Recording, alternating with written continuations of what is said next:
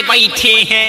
हर का बताई कि रोजा रगड़ी लेते ही आई टाटी में, बर्दाश्त ना होला जबराती में। रोजा रगड़ी लेते ही आई टाटी में, बर्दाश्त ना होला जबराती में, बर्दाश्त ना होला जबराती में।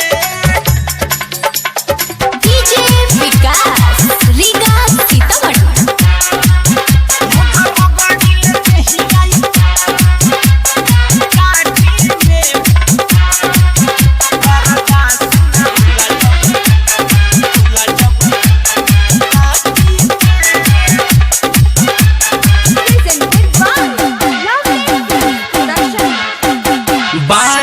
हम पगलाइल रे तनी नाम हाइल रे।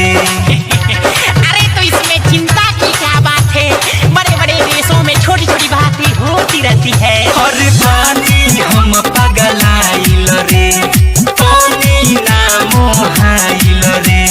जब से भागल लौट के फेरू वापस नहीं आइल रे।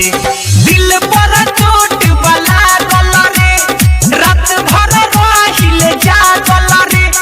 प्यार के हमारा यार मिलवल समाटी में। अरे चिंता जोन करो अमित भाई, एगो गोइल तो दोसर आई ना, हमरा उहे चाहिए।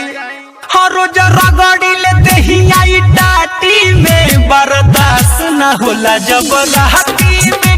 रोज रगड़ी लेते ही आई टाटी में, बर्दाश्त ना होला जबराती में।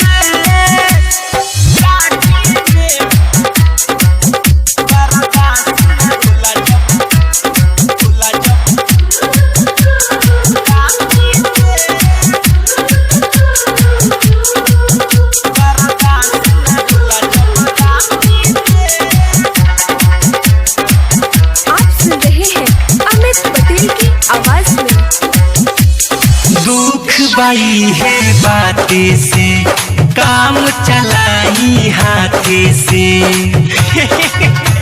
हो तो अपन हाथ जगन्नाथ होबे करेला। अरे दुख बाई है बातें से काम चलाई हाथे से। बिन ओकरा हम जियब कैसे, सोचता राते से। सूतीले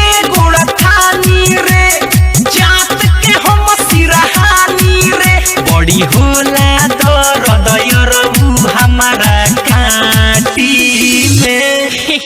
सोई के दर्द होला का वो, हमर तनी तनी दुखाला। चुप साले कि रोजा रगड़ी लेते ही आई टाटी में, बर्दाश्त ना होला जबराती में। रोजा रगड़ी लेते ही आई टाटी में, बर्दाश्त ना होला जबराती में। जब से वो छोड़ के भागल रे भइनी यार हम पागल रे। अब मारतानी मुका अपना छाती में। दादा कोनो एक गिलास पानी नहीं के देत की पी के मर जाई।